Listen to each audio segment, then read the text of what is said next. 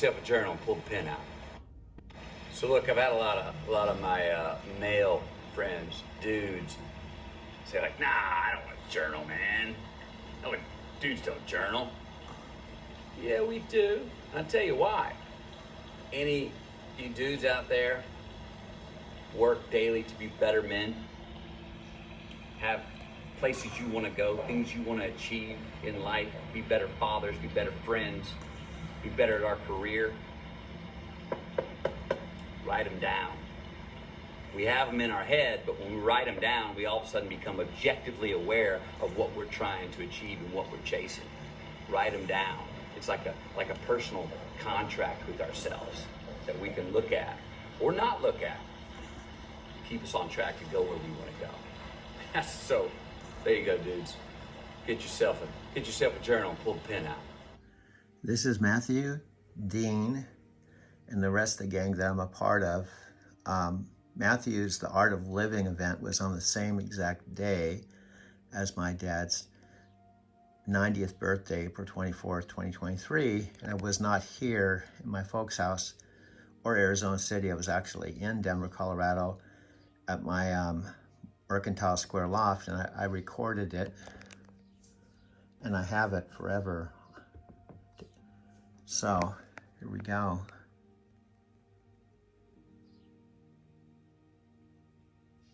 It says here, this is the advantage people don't realize they need until they have it. But there's truly nothing more powerful than being surrounded by people with the right mindset and an attitude geared towards success.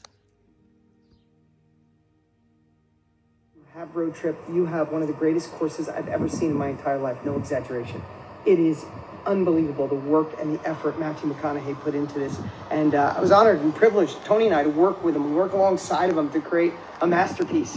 And if you have it, dive in, go through the 9 mile markers, do the homework at the end.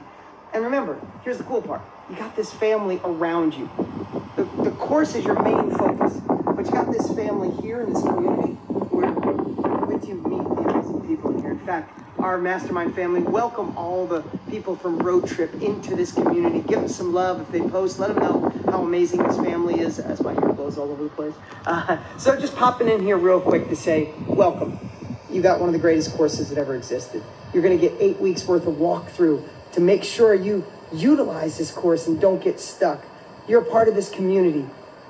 All kinds of cool stuff. You're a part of this family. You got inspiration and motivational Mondays here. We got live inner circle trainings every single month that are off the charts. You got Marie Forleo. You got myself, Mr.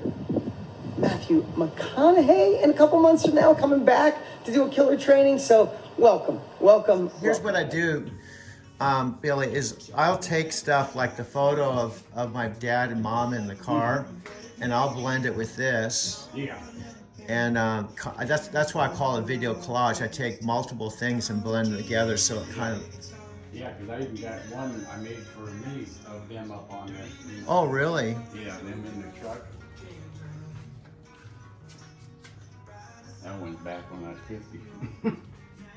But that's... Oh, there we go, Bob and Jerry. Wow, Yeah. That's cool. Do you know when I saw this for the first time, I thought they had bought this because She says, Billy, we've had more fun putting that on our Facebook, and the grandkids are saying WTF, Grandma, you know, like what that was. and because this was in front of the Arizona City house, Yeah. and and my mom and You dad. never put nothing past them. You never know if they did buy Yeah, something. no, seriously. So I honestly thought that they had bought this, and then it was cool. I do remember the time you actually pulled up with this. Oh, yeah. And boy, that's something else. You'll never get rid of this. Huh? No, they probably have to bury me on it. I built that back in '98 for $125. I bought it for, and probably don't even have 10,000 in it. So, Wow. You know, You bought this in its original condition for $125. No, Chicago's here, or Chris is here, or Robert. I think Robert's probably here, but this is my Prius out in front of my folks' house, June 5th. It's still cool. You know, yesterday it was 102 degrees here, and it was 58 degrees in Denver and raining. But this is my folks' house, looking back at where I used to live, right across the street.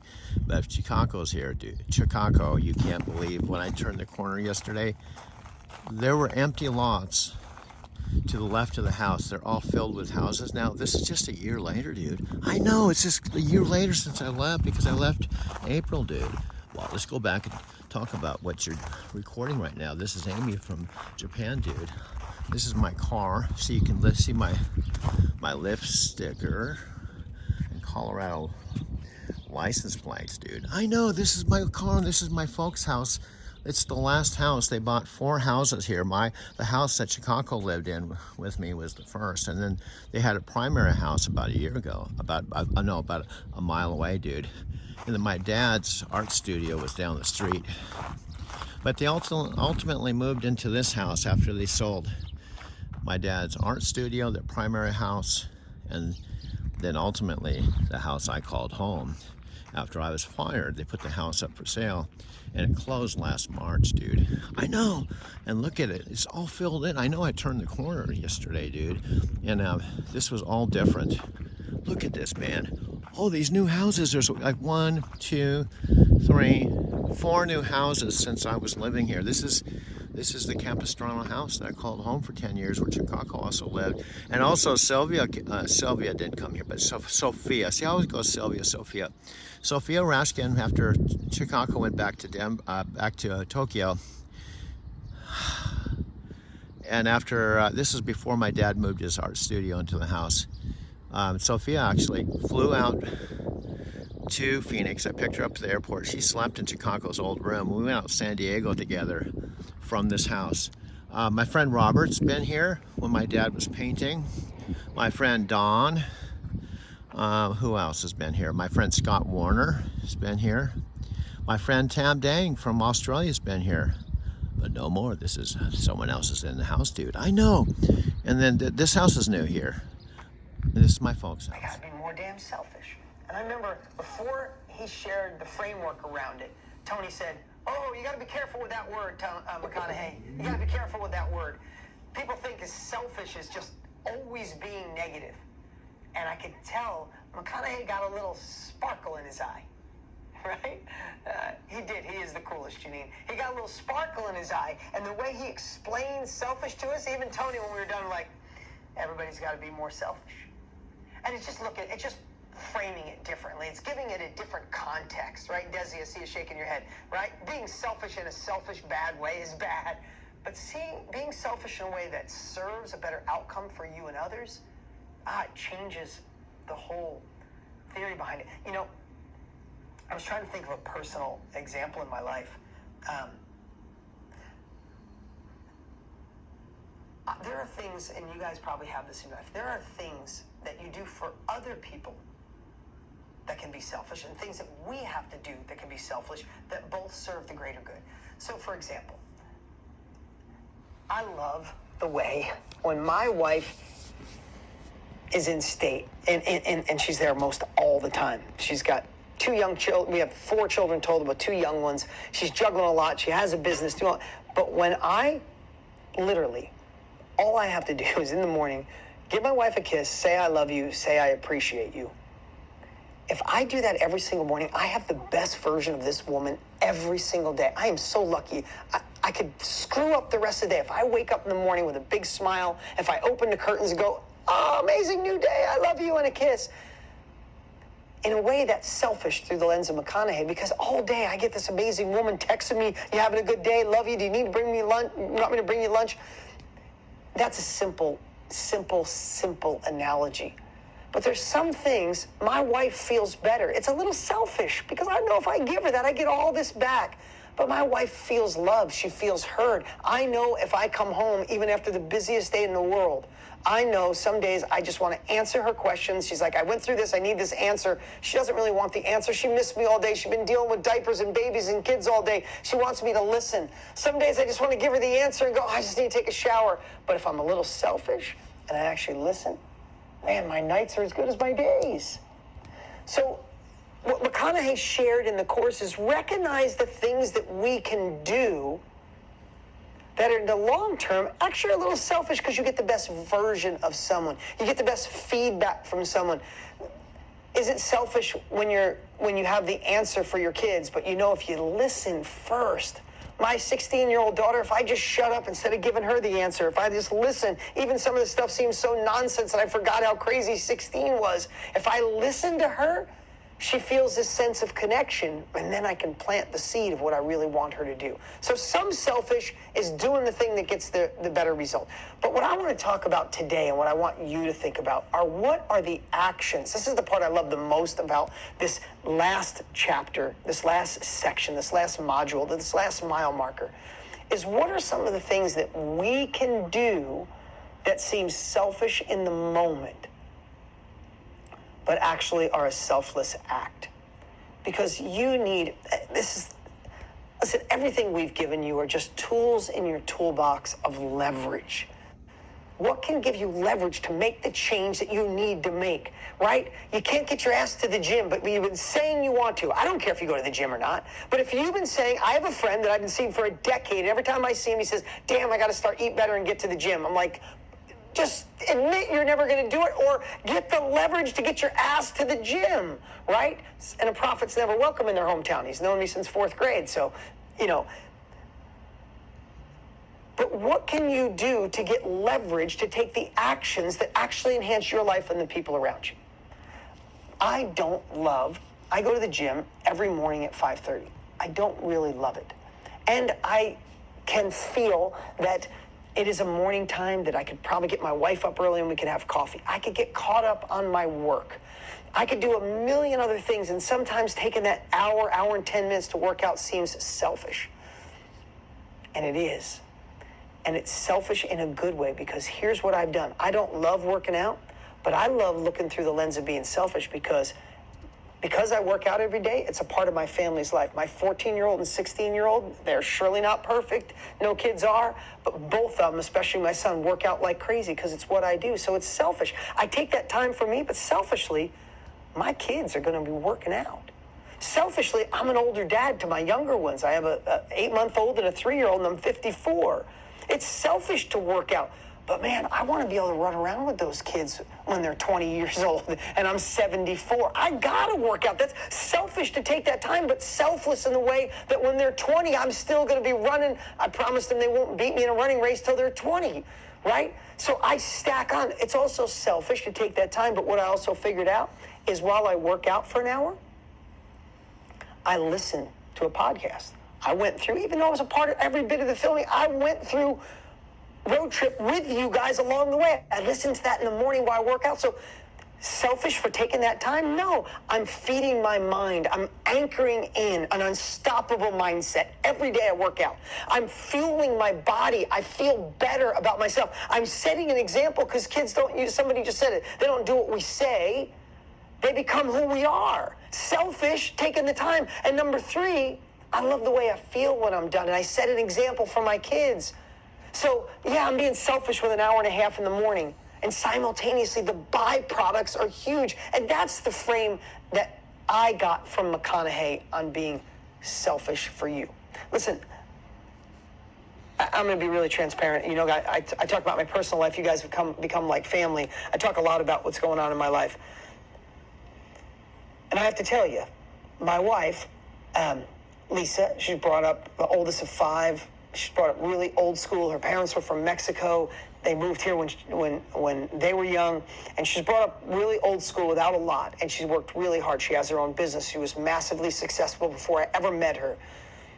And she feels guilt all the time. I said, I grew up Italian Catholic. I'm more, we have our own religions. I've evolved and in different areas. And I'm still Christian. We all got our own stuff, right? But my daughter, my wife, I always joke, like, I've never seen more guilt than Mexican Catholic. Oh my God. She's guilty about everything. She's like, oh, she feels guilt over our kids. She feels guilt over her family if she doesn't see them enough. There's guilt at every turn you could possibly imagine, right? Picture, I meet my wife. She has an extremely successful business. She was voted the #1 hairstylist in Arizona 8 out of 10 years, has her own business, has her own life, doesn't have kids, not married. I'm telling you this because we're all guilty of this. This is in my home. This is what I do every single day of my life. My partner is Tony Robbins. I get to do special, incredible stuff with Matthew McConaughey and so many other cool stuff, the things you see inside Mastermind. I do this every day.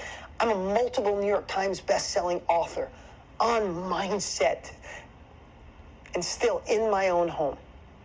My wife went from that woman to now we have 4 children. Our 2 youngest, our 3-year-old, and I've shared this with you guys, and our 4-month-old both have extreme allergies, anaphylactic allergies to 8 different things: sesame, dairy, eggs, gluten. It's crazy. There's hardly anything in our house we can eat. We've stripped our house from all this stuff.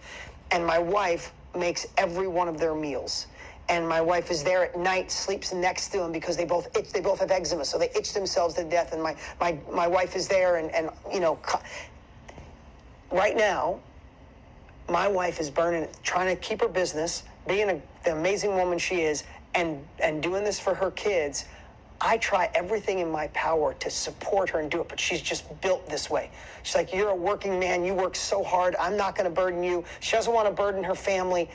But can I tell you something? My wife is on the verge of burnout, and I see it. I see it because she's not filling her own soul up right now. Tyler, I see you shaking your head, man. It's like, I'm not trying to always make this about me. I'm just trying to give you a life story that maybe triggers something in your life, right? It's not about, I'm not trying to make you feel bad. We love our life. My wife's amazing. But we literally been talking about being selfish for the last 3 days. Actually, the last 3 weeks. But the last 3 days it kicked in. My wife used to work out every day of her life, and she loved the way it made her feel, and she loved the energy she felt, and it got rid of her anxiety and all this stuff, and she hasn't worked out because she went from one kid to the next and dealing with the allergies and stuff, and she feels guilty taking an hour away from the children. She feels guilty falling asleep in the afternoon, take a little nap to catch up. She feels guilty. I said, hire more people. She's like, no, I'm supposed to do this. You're working so hard. Literally, I get it. You're all the same. It's not just because my wife's Mexican and Catholic. We all feel that guilt of not being with someone, all the guilt of doing something for yourself. But here's what I know. I'm not exaggerating with you. Please hear my heart when I say this. My wife in the last week, especially the last 3 days, she's worked out every day. And she is fighting to be selfish, to work out. And see, Harris, she was on fire yesterday. She goes, oh my God, babe, I am sore for the first time in 3 years. I love it. Like, I see it in her eyes, Jen. I know you can feel my heart right now. I am watching this woman she feels it is a selfish act, and it may be in her eyes, but it's bullshit, because she is going to be a better version of a mom to my kids. She's going to be a better woman to myself and to her own soul. So when Matthew taught this, it was the first person I thought about was my wife. I'm like, God damn it, be more selfish. Take time for me. Take time for the kids, because your soul needs to be replenished. And when you are, I get a wife with a little more spunk in her step, right? I get a wife with a little more sizzle that feels a little less anxious and more alive and feels youthful, right? So what I'm asking you to do right now, and I told that personal story, is put in the chat, what do you know as I'm saying this? What do you need to be more selfish in right now that can allow you to be more selfless to other people, can allow you to be a better version of you?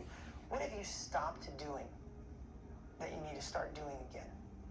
What hobby have you given up? What dream did you stop doing, Rebecca? I see you. What would you stop dreaming about? Because you think, I'm a mom now, I got this husband, I gave up on that dream. Bullshit. If we don't have dreams, if we don't have a compelling future, we are screwed. Did you ever see the studies when people have a life-threatening illness? Do you know the only thing that is proven to extend lives when you have a life-threatening illness? What is the only thing? Put it in the chat. The only thing that extends lives that's consistent. Hope. A bigger purpose. That bigger purposes drive people to take action. People without purpose, it's tough, right? So if purpose is that so strong with somebody with life-threatening illnesses, what could it be for us, for our family? So you've given up on your dream because you think that's the right thing to do for your family, but you need that dream to be a better version of you, because we all need a damn compelling future, or we all just coast. It all gets monotonous. It all blends together and say, what the hell are we doing all this for anyway? We need to know that we are enough, we have enough, we can be more, we can achieve more, we can do more. We don't need anything else other than us focused, living in who we're supposed to be. And that's what I got. This is my interpretation. You have Matthew's course. You can look at selfish any way you want. I look for those things like, what can I not give up on? What do I need to do to unlock the man God meant me to be so I could be better to all those around you? So I can be a better version to you guys. So I can help just spark some interest, to be a better dad, to be a better team leader, to be a better partner to McConaughey and to Tony and the people I get to work with. So, this is the question. Janine, I get it. I'm afraid I'm being a narcissist. Just by you asking that lets me know that you are the opposite of that. Let me just share that. So, yes, purpose is paramount, Marilyn. So, I would love you to start thinking right now. What do you need to start thinking about again? What do you need to start dreaming about again? Where do you need to be selfish in your thoughts, in your actions, in taking time for you, in time just to be in flow state, in time to be creative, time to be innovation? So here's what I want to do. I want to give you a couple minutes to think right now. And then I'm going to send you in breakout groups like we did 2 weeks ago, and I want you to share. Don't anybody jump off. This is where uncomfortable action becomes reality. This is when you get in a group. What did everybody say last time? I had the best group. You know why? Because you realize you're not alone. I love the fact that we're all on the screens together and you can see the people next to you. But when you get in a group and you go, hey, Donna Wu, what's going on? When you get in a group and you're like, oh, it's not just me. Irma feels this way, and Chandra feels this way, and Larissa feels this way. Shit, I'm not alone. Maybe collectively we could support each other. Collectively we could do more together. So I know some of you, I just saw 2 out of 200 people here. 2 people just shut off your screen. Don't go anywhere. Let's take the uncomfortable action. Let's be disturbed with not taking the action. And here's a cool part. If you're still on week 8, you guys are so much alike, you have no idea.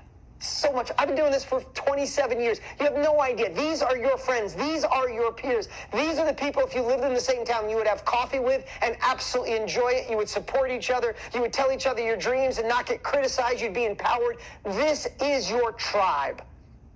Welcome. This is your tribe. So I'm going to take 2 minutes, play some cool music. Maybe on the road again. I don't know. I'm just kidding. Play some cool music. In 2 minutes, I want you to just write down a bunch of stuff that you should be selfish with again. Okay? What should you be selfish? Should you take the time to get back into yoga or meditation or back into the gym? Or should you start painting again? Or should you start painting? Should you pick up that instrument? Should you start dreaming about the business that you were thinking about starting for years and realize that you're going to do it this time? Not give up on that dream. You might have had a hiccup. You might have had a setback. But a setback is not an end. A setback is just reestablishing the strength to do it right. Creative time to paint. If you want to put it in the chat, I'd love to say it. Exercise and making time for myself. Crystal, you're beautiful. I would love to share my creative thoughts and empowerment with others. Not to motivate, but to transform others. It's what Tony and I get to do every day, what McConaughey gets to do, and why you got to be there August 1st. That's exactly what we're talking about. Start this video clip and this video for this evening, December 21st, 2023. I just worked about 3 hours and made about $60. And right now I just came home for a break. Technically, I could work up to about 3 o'clock in the morning, but I'm just deciding whether just to take my 6-hour break now.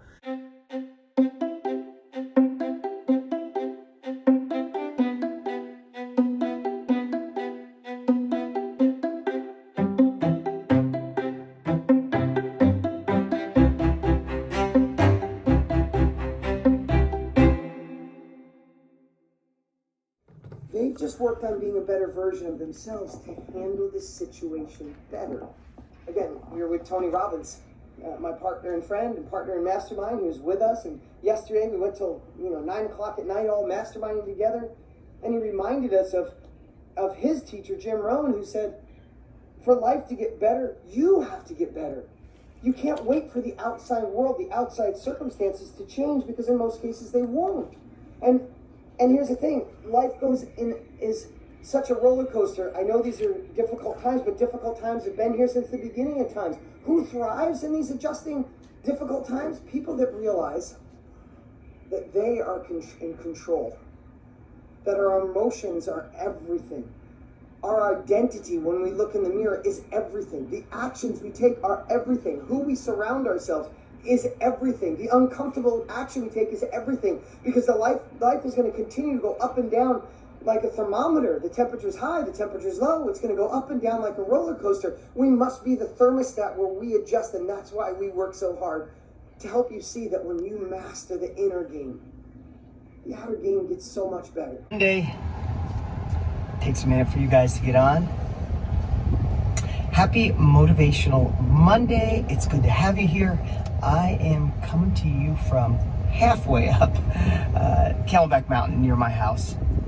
Halfway up because I was up over that hill, but there's no reception up there, and it's getting warm. I usually do this way earlier, but I hung out. I had a lot to think about up on top there today, and I'm like, I'll just go live from up here. And then there was no reception, so I had to find a spot that wasn't in the sun, didn't bug other hikers, and be able to share it with you guys. But I just had a message in my heart from the climb here today that I wanted to share with you guys. So first off, if this is the first time you're joining us on Monday, this is Motivational Monday. 7-8 minutes just to kick off the week in the right way, to remind you that we are a culture of progress, not perfection, not comparison. Meaning the only person we have to be better than is the version of us yesterday, last week, last month, last year. When we do that, we don't compare ourselves. We don't beat ourselves up. We just keep moving forward. Also, I love the words being disturbed with your own inaction. Don't do it for someone else. Do it for you. Be disturbed by staying still. Be disturbed by not settling, right? So that's why we're here every Monday. And we all have to take uncomfortable action. So what was on my mind today? Excuse the hat. Didn't shave yet, but this was so on my mind as I climbed up here. So I used to climb this mountain. I've lived around Camelback. I could see 3 of the houses I've lived in over the last 20 years. So this mountain has been around me for 2 decades, and I've climbed it on and off for the whole time. My life, no, I'm not going to go into details of that in the book, because that'll be put in bold print. And if I have a 30-minute conversation, someone's going to want to talk about that for 10 minutes. And that's not even a third of the book. Right. So I was conscious of that Yeah. in writing the book. But there are many things that I was like, no, risk reward, that's going to get in the way of a more important message, a more important truth that I hopefully is exposed and people can get from the book. So, yeah, there were a few of those. I got a question for you. It might stray a little bit, but so many of our members have been with us for years, are in the business of taking their life, their journaling, their experience, their skill, their hobby, their passion, and turning it into a book, a course, a workshop, a mastermind. And that evolution that you went through, you turned journaling into something that impacted people's lives. Mm-hmm. And I know one time you said to me, so I got 2 questions. One's kind of just personal. One is, in that journey of kind of turning your personal stuff, I'll just ask one question at a time. You turned your personal stuff, found your patterns, you modeled, wow, if I follow that habit, it led to good shit. If I did this, it led to bad shit. And you made this entertaining book, you made an entertaining course. It's why both are on fire and why you're impacting people. But was there a part in the middle? We actually read the Lotus Sutra, and we read from things. So I'm going to read this. This is Matthew McConaughey's book, Green Lights, in his words, but I'm reading his words from his book. I don't think I can, trying to get it to where you can read it a little bit. This is not a traditional memoir. Yes, I tell stories from the past, but I have no interest in nostalgia or being sentimental or the retirement in most memoirs require. This is not an advanced advice book either. Although I like preachers, I'm not here to preach and tell you what to do. This is an approach book. I'm here to share stories insights and philosophies that can be objectively understood, and if you choose, subjectively adopted by either changing your reality or changing how you see it. This is a playbook based on adventures in my life, adventures that have been significant, enlightening, and funny, sometimes because they were meant to be, but mostly because they didn't try to be. I'm an optimist by nature, and humor has been one of my great teachers. It has helped me deal with pain, loss, and lack of trust. I am not perfect. I step in shit all the time, and I recognize it when I do. I can relate to that line because I just stepped in some shit that has caused me to be behind on my finances and kind of messed me up. I step in shit all the time, and I recognize it when I do. I've just learned how to scrape it off my boots and carry on. We all step in shit from time to time. We hit roadblocks. We fuck up. We get fucked. We get sick. We don't get what we want. We cross thousands of could have done betters and wish that wouldn't have happened in life. Stepping in shit is inevitable, so let's either see it as good luck or figure out how to do it less often. Matthew McConaughey, Green Lights, page 3. This is off from journaling for a minute, where you're like, these are my stuff. Is it really going to help people? Yeah.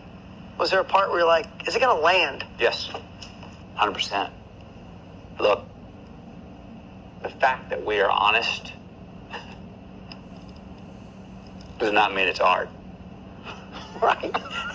There we go. Drop the mic on that one. Self-expression There you go. does not mean it's art.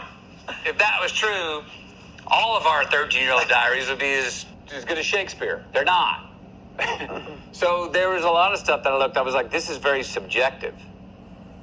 And I overcompensated. And what I mean by that is, I said, oh, this is only personal to me. I need to go macro and speak for humanity where they can understand it. And then when I say I overcompensated, I did it to the extent in some first passes of the book where it became not personal enough. Right. It became not subjective enough. And people couldn't see themselves through your eyes, No. or vice versa. Yeah. So I had to find that middle ground. And I always talk about this with writing. It was one of my favorite things about going through the book. What person are you writing in?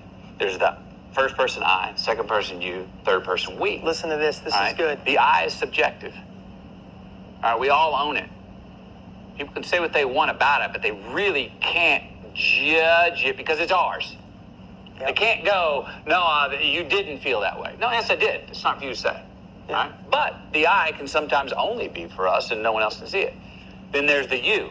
Well, you should do this or you feel this way. You should journal. Right? Now you're getting advice. Nobody likes advice. We don't like to be told what to do. Quit talking at me. Yeah. Then there's the we, the royal we, which is the honey hole if we can get there, honestly. Humanity. You should be journaling Experience this. we're all going through. The challenge with the royal we is it can become platitudinal. Not too long ago, probably a month ago or so, I did a event with 7,000 people, a virtual event for 3 solid days. And I recorded some of it. I couldn't record all of it, but I want to share some of it. It's worth hanging out on this video a little bit longer because there's some great value if you're willing to take a few more minutes of your time. But let me read this. This was actually part of the package I got as an attendee. Your ticket for Launchpad Live is confirmed. Get ready for a fun 3 days full of next level capabilities, breakthroughs, and secrets to help you thrive in selling what you know. Tony Robbins, Dean Graziosi, and some incredible guests will guide you through discovering your unique value and superpower and creating your perfect offer, finding and connecting with the people who truly need you, and unlocking the confidence to make a true impact in this world. So, get ready to be challenged, and discover a new way of thinking, then we'll take the uncomfortable action together to achieve the success you deserve. Do you know who my audience is? It's not my friends and family, not people that have known me all my life. My audience is actually my Lyft riders that I connect with every time I go online. They also are my income producing activities because I make money driving my riders, and they don't know anything about me when they get in the car. But if they're open to hearing my story, they'll find out a lot about me, and I tell them the Driving to Tokyo story if they're open to it. And many of them, one by one, are becoming my subscribers. So I'm in the middle of probably reinventing myself, because now it's been over 2 years since I've driven and 4 years since I've been to Japan. So now I'm probably going to end up switching gears, so to speak, and going in a new direction that's more reflective of my current reality here in Denver, Colorado. Go to Whole Foods.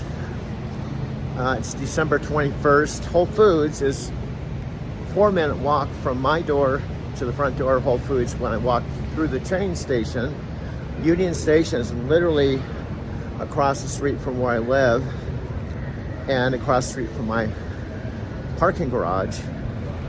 And I'm in the middle of probably the most challenging chapters of my life. And it is the first few months of my 70th decade. They don't know that I was a truck driver. They don't know that I went to Japan. They don't know anything about me, which I gotta see if I can write a profile. One of the points I want to make is I have to take my marketing or my sales or telling my story to another level to make it easy for people to understand who I am and what I'm doing and what I'm doing over and above Lyft. Even if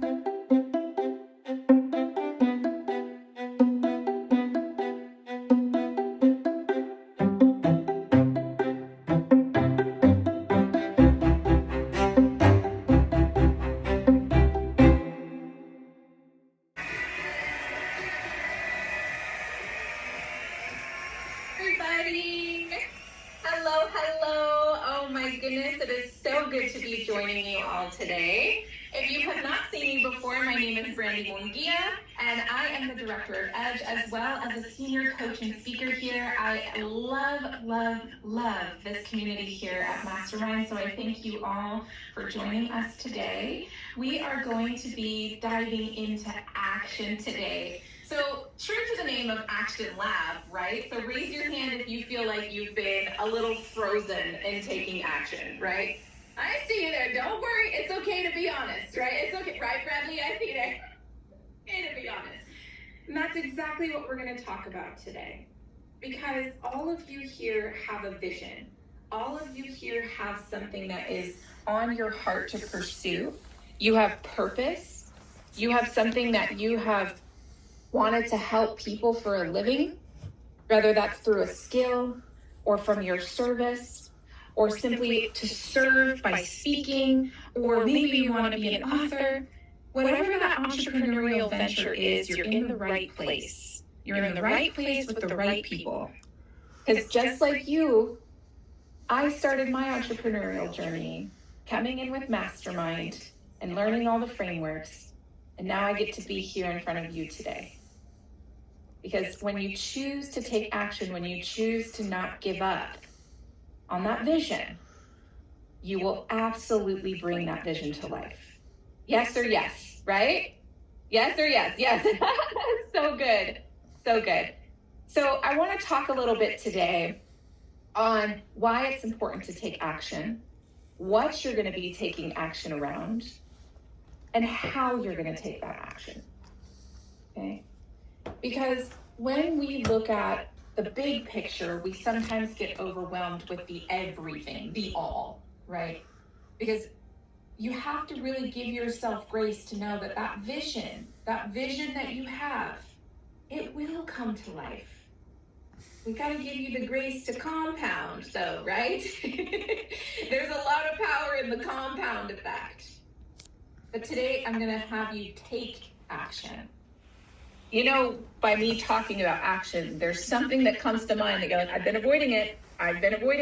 Rather, it is you getting on social media for the first time. Maybe you've been avoiding writing that email sequence you've been wanting to do. Maybe you've been avoiding talking to that person you know you should be following up with.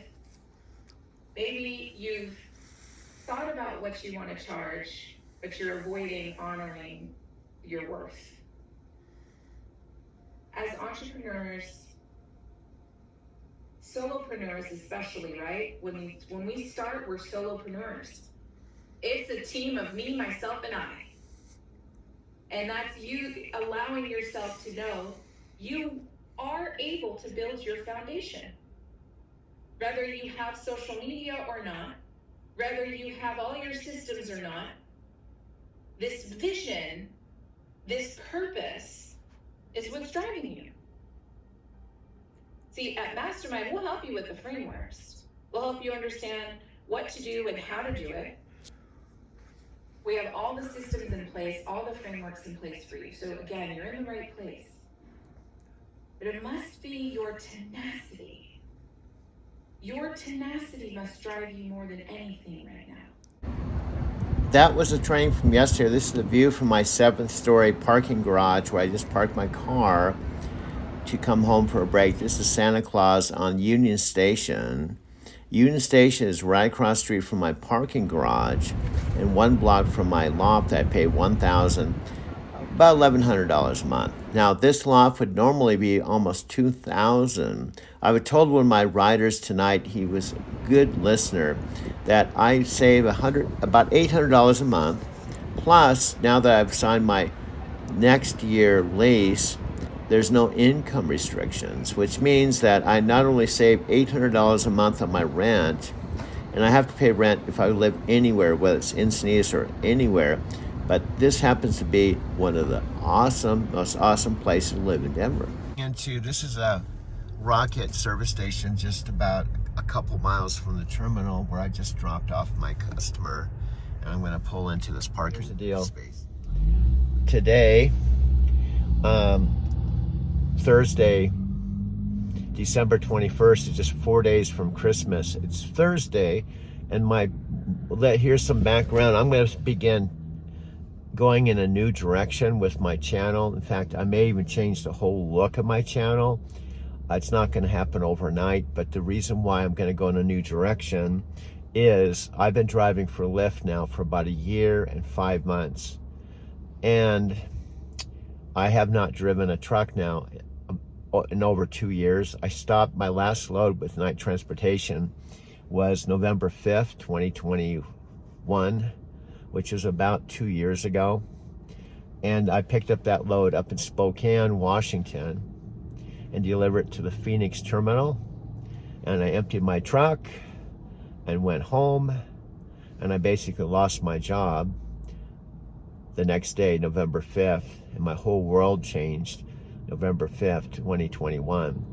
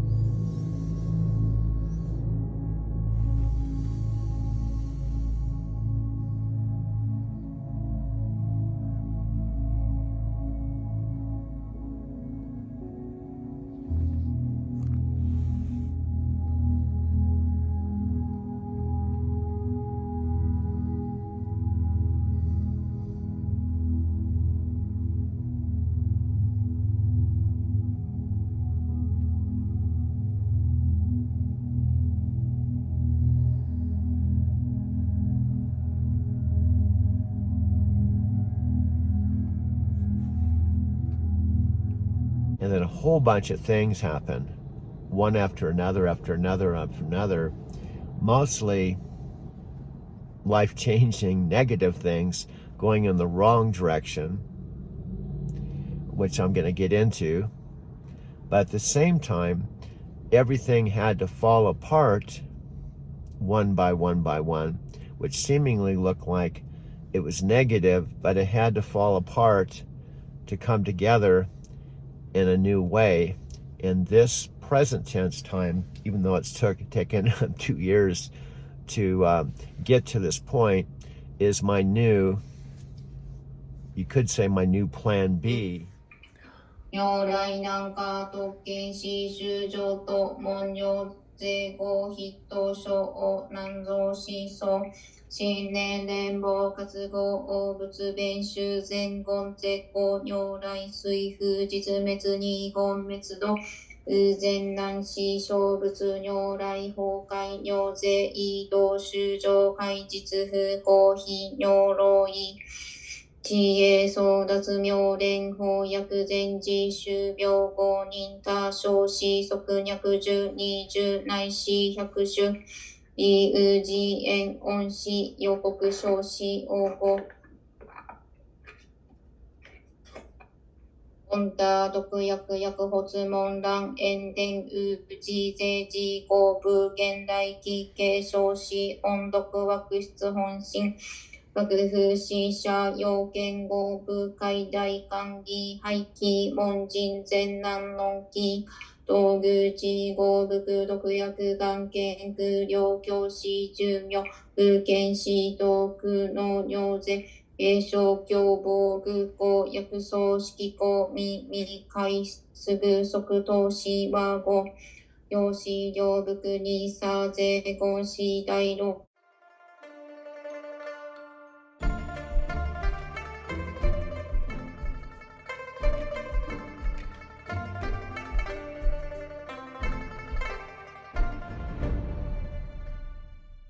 約式公民開すぐ即尿等下部即上空の無部修験合唱士中風士信者検士老薬式公 all day and add to my videos. But what I'd like to do now is go off in the background and do my editing and just make a video right now. And frankly, I still have to work today. I like driving and then taking breaks either at Capital One, the new way of banking, or St. Mark's, or just coming back to my loft, parking my car in the garage. And I love making these videos. I make usually 4 a day. I don't always download all of them, but I've made several hundred so far, and every single photograph. This photograph I love. It's actually umbrellas in Japan on my way to my Nichiren Shoshu sponsor, Amy's house. I stayed with her for 2 weeks. That's another whole story. The short version of it is, I fell out of the SGI Nichiren practice for 6 years. Actually, longer than that, let me think about it. I practiced till about 2000, well, when I left Denver, it was January 2009.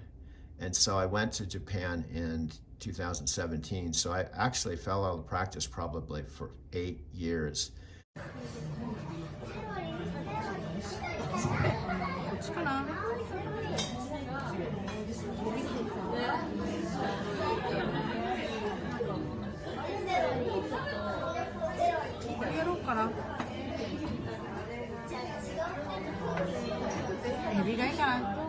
Okay.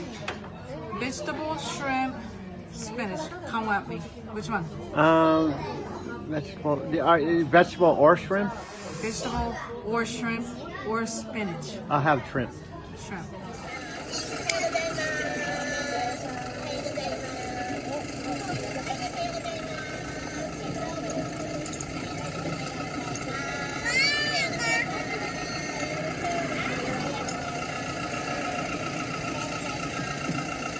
Favorite place. Oh my God, you're flattering me. Yeah. Okay, take care, okay? All right, Have a wonderful day. Later. Bye-bye. Bye-bye. See ya. you later. Bye-bye. Have a good day and feel at home, all right? Do you mind if I share this with my friends? I don't mind at Okay, all. okay, cool. Bye-bye. later, See you. bye. See you. Bye-bye. All right, Have fun. bye-bye. Okay, bye-bye. You too.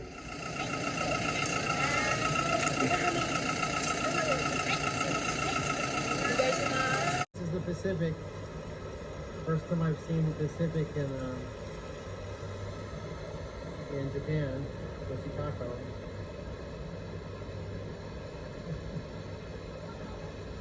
We have to go to commercial break, Mandy. I think you're getting a little too long-winded, but let's do this one last little clip, dude. Try to keep your clips down to 30 seconds, dude, because that's the people's attention span. So jump in, dude. Okay, everyone, what this is, you can probably recognize me, but you don't know who these three ladies are. Here's the bottom line. Broke it was this. If y'all can see this, this is a text message, a real one, from a gent named Daniel. And I really wanted to put his last name on here for you guys, but I thought, be an adult, so I didn't. And he basically said, you're dumbing us down. I hope you've gained more followers this week because you didn't help the firm. Now, at the time, I am the #1 producing international business. But I wasn't doing it their way. We've always done it this way. It's not impossible at all, but for you it is. It'd be better if you were just quiet and in the corner. I don't know if you've ever felt that way. Now, they had a point. They had a point in that it was their boat. I was on it, and I was rowing really fast, and they didn't want that same thing. And so what I kind of took with me then, and I made this my mantra at the time, and I didn't tell anybody, and I didn't know if it was going to be true, honestly. So that first they make fun of you, then they call you crazy, and then one day they ask you how you did it. And I took this as my mantra, and I said, what if I actually believed this? What if I believed that, yes, they're going to make fun of you to start, but eventually, once you succeed, they're going to ask you how you did it. And I basically determined that, you know, you've made it when you've got your first hater. I think that's what you guys should shoot for. Everybody's showing clients up there. I'm like, nah. Tell me when somebody sends you a text message that gets you right in the gut so that you get a chip on your shoulder so big that every time something hard comes, you go, oh yeah, I remember you, watch me. Now, I am speaking before an actual monk, Jay Shetty, so I bet his message is going to be a little bit different. Mine's a little bit more hardcore. But I do have this belief that the haters, the difficulties in your life can be the very thing that drives you. There's a famous story about the CEO of Yahoo, and I'm going to mess it up some of the details. But basically, they went to go sell their company. Reddit went to go sell their company to Yahoo, supposedly. You guys, anybody use Yahoo still? That's right, nobody. And Reddit went to go sell to them, and Yahoo told them, listen guys, yeah, you're not really worth us buying you because you're a rounding error to us. You're so small, you're like a couple cents, basically. And what did the founders of Reddit, Alex O'Hannon, do? He put that sign up on their office where they could all see, rounding error. So every time it got hard, they looked back at that little chip on their shoulder and they said, watch me. So I think you guys should actually look for your first hater. Now, that might be a little painful for you to do because maybe you're a people pleaser. Actually, I am. I think sometimes I'm so intense and do all of this because deep inside I just want everybody to like me. I just want us all to be buddies. I just want us to be friends. And I felt safe in the world in which it was set out explicitly for me. I mean, I went to Georgetown. I did go to ASU before that. Any Sun Devils on here? There's a bunch in here. I went to Georgetown. I worked at Goldman Sachs. I, was on the nice TV screen at Wall Street, talking about stocks, doing the thing that my parents could be proud of, right? They had worked so hard for me to have this life. And now I was kind of gonna throw it in the trash. Because what do I do now? Basically this. I make TikToks on the interwebs, right? I mean, oh, how the mighty have fallen. And I think I actually have some live footage of my mom when I told her, which was something like this. Oh no, it was such a good punchline and dead. Okay, it's not connected to the terminal here for some reason, I don't know. But I see it over here. She basically died on the inside. I do have one rule, so you can have some parameters when you get on the internet. I don't dance on the interwebs. I don't know if anybody's with me there, but I don't do that. But I actually think I should go give that crotchety CEO a hug. And the reason why is because I think sometimes someone else's no is the only way to get to your yes. That's what I realized. If you're like me and you've ever been scared to do just about anything, do you ever feel like the universe kind of pushes you sometimes? It's like, oh, you're not ready? Watch this. Pew. That's what happens. And I think what makes a difference between a successful big life and a life living somebody else's dreams is what you say when that punch to the gut comes to you. What do you say when that no is in front of you? Dean was talking about turning your mess into your message. I think the same thing. It's like take that chip on the shoulder and power that automobile that's going to take off into your future. And so I started thinking about it. Okay, what was my dream? I wanted to create 1 million business owners. I hated that line. We get rich quietly. It's like there's so much money. It's so abundant. Why couldn't we get rich together? And my belief was that in America, in the US, we don't own our communities anymore. We've sort of given up to big institutions and big corporations. And what happens to us being owners? That's what I saw. And I thought, I could talk about that. I could get behind a dream so big that the other humans all around me could become the owners of their communities. Yeah, what would happen if I believed that? I took that chip on my shoulder and I believed this. And then it was actually 2 years later, but I like this slide. If anybody's a SpongeBob fan, aka nerd like me, you know what's up. What happened 2 years later? Basically this: 1 million followers on Instagram, now 800,000 on YouTube as of yesterday, 5 million social followers across the web, 100 million monthly views. When I tell you that I still don't know how to use TikTok and Instagram and post reels, I'm serious. When I tell you that before 2 years ago, I wasn't on the internet, I was taking like the dad selfie. Anybody ever do those? Where like the face is really just really close to the image. And what happened that I thought was so interesting is that this quote unquote fame thing is kind of fascinating in some ways, and it's fun and it's cool. But you know what's cooler than that? I know we're not always supposed to talk about money this way, but I think money is cooler. Let me tell you why. Because money is a tool to change the world. Fame can be too, but money talks. It's how a lot of politicians get elected. It's certainly how you buy things. It's certainly how you change the world around you. And so I was like, well, if we have fame, can we also create an empire monetarily? That's important to me. And we did. 8-figure annual media company, a bunch of businesses in my local community where I get to shake hands with the owner as opposed to going to a Starbucks, and 2,000 students we've taught to buy small businesses. I never would have thought that was possible 2 years ago. And then the extra cool part, the gent with the abs, is my husband, and I hired him, and now he works with me. And the gent without the abs, sorry Dad, he's also on this phone call, he also came and worked for me. Because I thought, man, when you own your future, and you are in charge, you bring along the people you love with you. You get to build the company you want to build. And so we did. And what's fascinating for me in this instance is that this is a truth that the next generation knows, but I didn't before. That this one thing is more true now than ever, and you all are poised at an incredible point in time. I wish I had been sitting in your seats when I had started, because back then everybody just made fun of me and told me that I was crazy. But you all now you've like peeked behind the curtain. What Dean has done is he's Wizard of Oz to you. He's basically said, hold on a second, you think there's some special thing behind, let me pull back the curtain. And let me tell you some truths. Now, I've met a lot of billionaires. I've met a ton of famous people. I'm friends with both of them. And they are just like you and me. That's the secret. They are not special. Maybe they work a little bit harder. I don't know. Maybe some of their IQs are bigger. I don't always think so. But we are just a bunch of anxious bipedal monkeys running around trying to figure it out. And so if you can have that belief, then you can tap into this new economy that I call, and many people call, the audience or attention economy. The best types of leverage: labor, employees back in the day, then capital, banks, then code, aka Steve Jobs, and Elon Musk building their billions. And today it's audience. And guess what? For all of you on the phone, I see like Rebecca shaking her head and Kiki as well. All of you on the call today, the audience is the only one that's permissionless. I don't got to go to a bank and ask for money. I don't have to learn how to do code, and I don't have to get somebody a degree to work for me and do labor. With attention, I can just post things on the internet and I can pull people into my mission as opposed to pushing along my company and begging and pleading for things.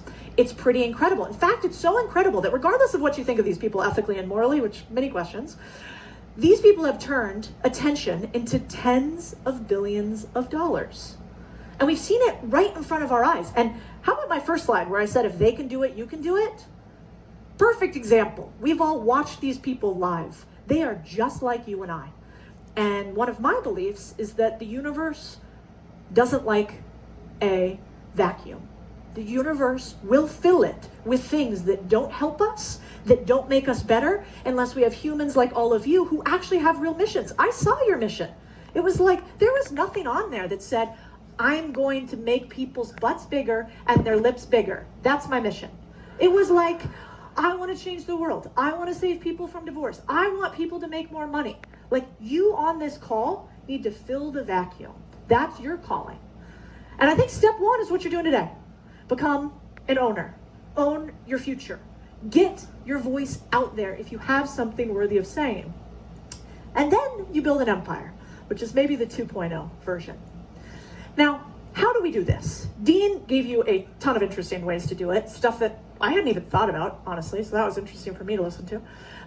My little triangle, and how I thought about it back in the day, is what I call the triangle o genius. And here's basically what it is. I'm looking for the intersection of fun, money, ease. Now, I've been in finance for a long time. What I can tell you about finance people are, we're not that creative. We're pretty good at spreadsheets. We're actually a little bit lazy. We want things to come to us in a way that's really efficient. We're like, have you heard about, Archimedes and his lever? If you give me a lever long enough and a fulcrum on which to place it, I can move the world. I'm always looking for my lever. I don't want to work that hard. I want to work really smart. So I was looking for the intersection between these three things. And basically, this is how I found my thing to talk about on the universe, my it. First, I asked myself the question, fun. What do you talk about or do even when no one pays you? My husband, for instance, he loves AI. He talks about it all day, wouldn't shut up about it. Now, he actually just got onboarded as what is his actual title? I don't know. He does something with the Department of Defense in their innovation unit. But that was all from him just talking about this. Ease. What is so easy it's like breathing to you? What do people come to you for advice on already? And you're giving it out for free. And then money do people spend in that category? This one I think is important. I'm a big believer that you should be paid for your effort. I think once you believe that, the money comes a little bit easier. I also think people value the things they pay for, so money is important. So for me, this was mine. It was, it was basically, help. Okay, mine. Mine was this resume, which if you can see this really tiny language on here, was basically that I was in finance. I talked about a lot of financing things. I was in private equity for a long time, and I didn't know what would be interesting to people to talk about that. I didn't really want to do personal budgeting. I was never really good at that, to be honest. I was known for overdrawing my checking account back in the day many a time. So I had to think about what I was good at. And what I realized is there's another truth that only these guys know, if you know them. These are some of the richest men in the world. Carlos Slim to the right, richest guy in Mexico. We've got the richest guy in India up and to the left. We've also got the head of LVMH, Bernard, here. And what do they know that I knew? Well, they knew that it's easier to buy profits than try to grow them. This is a belief of mine. That actually, in fact, a lot of us spend a ton of time in startup land when we could buy our profits. They also know that when you own one company, why can't you own 10? Dean and Tony are an incredible example of that. They are doing what I think Tony said, which is you can't be what you can't see. Them allowing you to see into their lives, which is really scary, and there's lots of risks for being public on the internet, which is probably why people want to get rich quietly. But they're pulling back the curtain for you. And what I realized is private equity was private. I was in the club that creates the most billionaires of any industry across the world, and they let me in. So I was like, well, I could talk about that on the internet. I could teach other people this thing that I do kind of without thinking about it. And because of that, I made a pretty massive change. And that change looked a little bit like this. I started to put my face on the internet. And that's what I'm going to talk to you about. Now, Dean has another model that he teaches as well. And this is just one way to do it. But if you were my student, I would tell you 2 things to do today. And let's go through them really quickly. I would tell you that first and foremost, you need to find a viral platform. Why? Because attention is the arbitrage trade of the 21st century. This is a screenshot right here. Anytime somebody gives you a flywheel, a funnel, or an org chart, do me a solid, screenshot it. Even if you don't know what you're gonna do now, once you get more information, you're gonna go back and you're gonna look at this and you're gonna realize that all of these things are always a map. They're a map to steal somebody else's homework. So basically what you can see here is I started at Instagram, then I went to Twitter, then I started a newsletter, then I went to TikTok, then I went to LinkedIn. All of those things drove to the thing I was selling and then created more audience, and then drove back to the thing that I was selling and then created more audience. You want a flywheel of your own, whatever it is. And the fastest way to get there, I think, is through virality. Now, what does virality mean? It means that it's easy to share your stuff. And there's 3 different viral channels that I like. Easiest one, finger pointing on Instagram. Instagram is great for those of you who are visual. If you like video and if you like visual images, I like Instagram. And one word, why? When you open your phone, right, and you scroll into the DMs each day, that's the first thing you open, right? You open Instagram, you go to your DMs, your friends send you stuff. That's how your stuff gets in somebody else's inbox. The second one is LinkedIn. This is great if you're corporate. LinkedIn's a great spot to post things that are more corporate and steal that audience from your previous work history. And lastly is Twitter. So if you're into controversy, you're like me, you're a little bit edgy, or you're into news, maybe you pick Twitter as your first one. But I like picking one of these 3 things. Now, everything I talk about is going really big. You can also start very small, just a few people you know. But I want to push you to have a bigger dream. Now, the last thing that I push pretty hard is that email isn't dead. And I think you guys should add an email newsletter. And let me tell you why. Because when I started my newsletter, as you can see here, we basically had no subscribers in the beginning and now have 500,000 subscribers. And the reason that that's interesting is that a newsletter, screenshot this, allows you to have an owned versus a rented platform. Meaning, you can control the emails. The other ones are controlled by Zuckerberg, Elon Musk, whoever controls TikTok, I don't know these days. There's also less competition because people read their emails and they convert higher to sales than anything else. So I think you might want to have a newsletter. And if you have a newsletter, there's really just one rule. That being normal is boring, please don't do it. Please let that little inner, freaky, weird part of you out, whatever that is.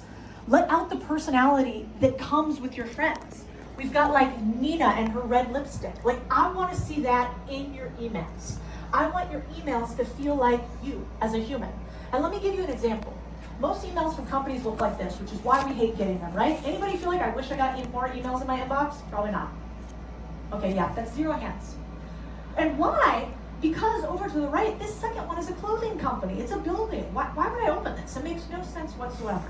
And so, the reason that I would get fired in corporate, but why I have 500,000 emails, is because I have some fun with them. And I want you to have some fun with your newsletters when you start them. Newsletters really matter in one particular thing, your subject line. Now, we could do 452 different tactics today, but I'm just going to give you one. And I'm going to give you an example. So we had a newsletter that was going to go out, and the newsletter was about tree trimming. And so the options were like, this guy made 15K trimming trees. This guy trims grass lawns and makes 100K. And I was like, these are so boring, nobody's gonna use them. Get me attention and don't be boring. And my team said, no, these are good. And I said, okay, how about we do a contest? I'll give $1,000 to you guys if your newsletter beats my newsletter. And they said yes. And then here's my newsletter title. I love guys with wood, ... Do you think that email got a few opens? I want you to feel comfortable sharing whatever it is inside of you. Now this one is very much Cody. My mom definitely wouldn't send this email. But I want you to feel comfortable sharing that thing inside of you in your own particular language. We love humans. Be human. Yes, we're going to use AI to help you, but your human is the difference between robots and you. So make sure you keep it. And lastly, when you get obsessed with your purpose, it becomes your obsession. Nobody tells you this. Most other things in life end up feeling like a distraction. And your unfair advantage is that if you spend the time finding your triangle of genius, nobody will be able to compete with you because you'll be so obsessed they can't keep up. Now, my last slide was my second walk with a billionaire. And on this walk with a billionaire, it's a guy by the name of Bill Perkins. He wrote a book called Die with Zero, if you guys have ever read it. And we're walking along his mansion in Lake Austin, and he's talking to me about the mission that he sees for me. And he's like, I think we should own more small businesses, and I don't want any more Walmarts. And it's your mission to sort of take back small America by teaching more people this. All of you have been in states of your life where you thrive in chaos. Raise your hand if you identify with that. If you say, I thrive in chaos, right? Right. Right? Success is chaotic. Success is chaotic. Let yourself thrive in the chaos of building success. Building a business is chaotic. Let yourself thrive in the problem solving it takes to build your business. You're the person that people come to when chaos strikes. So you must let yourself create, find the solutions, come out on top, get on the other side of it with your business and this vision on your heart as well. It's okay to thrive in chaos, but there's a difference between traumatic chaos and successful chaos. And what you're leaning into right now is the chaos of success. Creating action. Allowing yourself to say, I must do the things that I've been avoiding. So why is action so important? When you allow yourself to take action in this, for you, I need you to hear this. You are not selfish. You are not greedy. You are not wrong for pursuing this passion, this purpose, this business that's going to generate income for you. It's okay to expire loyalty to people and circumstances that do not have positive intent for you and your growth. You're a loyal person. You can be loyal to this business and brand that you're building. You can be loyal to the audience and people that you're going to serve. But most of all, you must be loyal to yourself. You must trust yourself to do this more than anything. That's why action is so important. Because the more you take action, the more you will trust yourself. The more that you keep showing up for yourself, the more you will persevere. This is not about perfection when we take action. And you hear Dean talk about this all the time. Progress over perfection wins every single time. Done beats perfect every single time. No matter what you're getting done, it compounds. You're going to hear this through line of the compound effect is so real. The little bits that you do today, the little bits that you do this week, that action, it compounds to big things.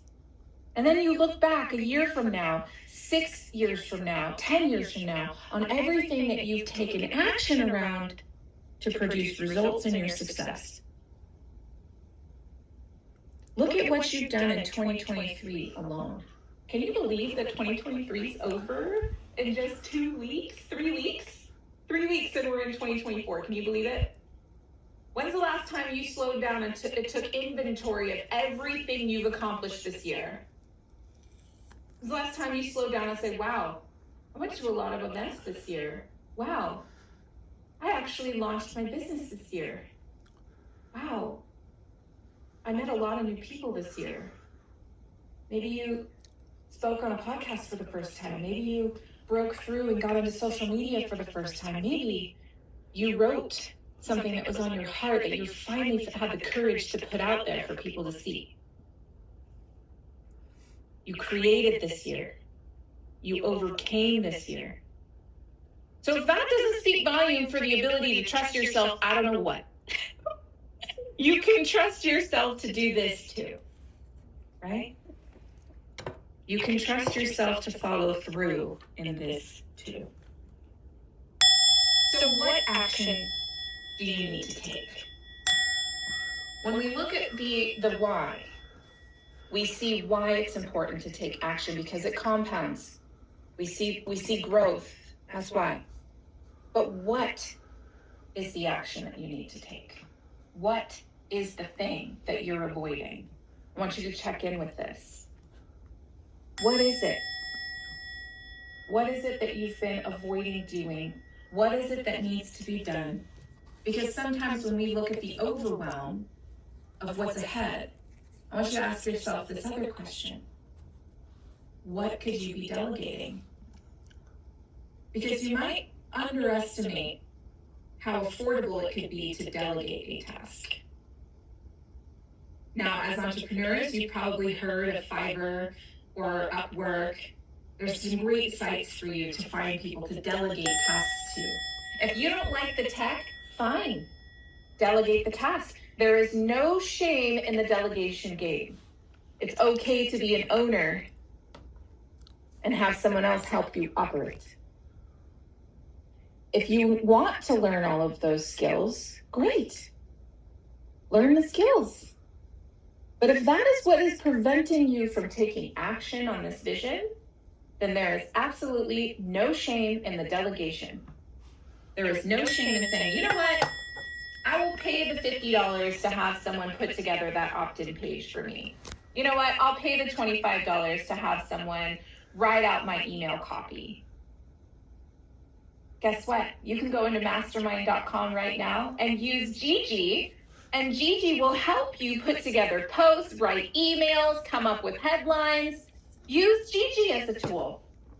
There's so many amazing tools available to you now that what you are avoiding is truly not as big as you are making it to be. One of the biggest turning points I had in my business was I would make these checklists for myself. And I know a lot of you here have probably written down your checklist. That's why we're talking about action today, is you're looking at, okay, I've got this checklist, right? But what I noticed is I would keep avoiding certain things.